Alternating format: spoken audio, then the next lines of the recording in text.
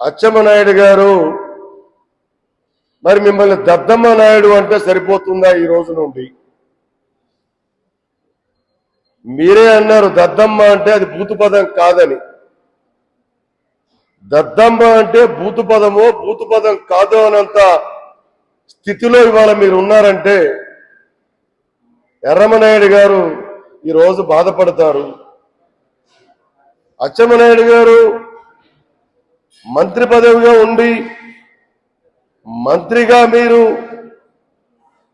ఆ మంత్రి పదవికి వన్నె తీసుకురావాలి తప్ప మీకు నోరుంది కదా, మీరు అధికారంలో ఉన్నారు కదా అని మీ ఇష్టం వచ్చినట్టుగా మీరు పేల్తే ఊరుకునే ప్రసక్తి లేదు.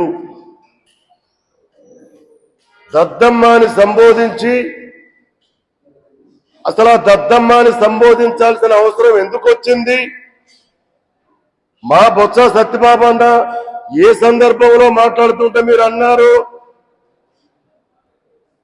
ఆ ముందు రోజు అసెంబ్లీలో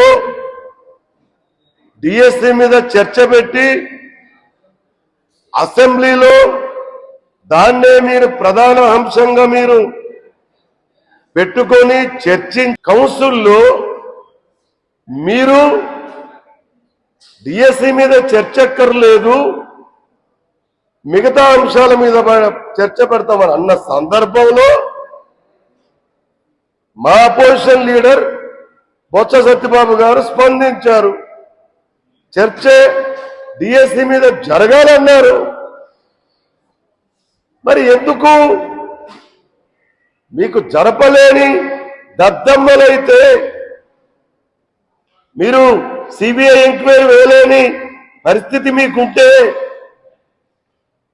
సిబిఐ ఎంక్వైరీ మీరు వేయలేరు. డిఎస్సి మీద మీకు విచారణ అక్కర్లేదు. మీ విద్యాశాఖ మంత్రి లోకేష్ గారిని రాజీనామా చేయించలేరు. చేతకాదని చెప్పండి. అంతేగాని పెద్దల సభలో అపోజిషన్ లీడర్ని దద్దమ్మని మీరు సంబోధించి మీ మంత్రి పదవికి అనర్హులు మీరు.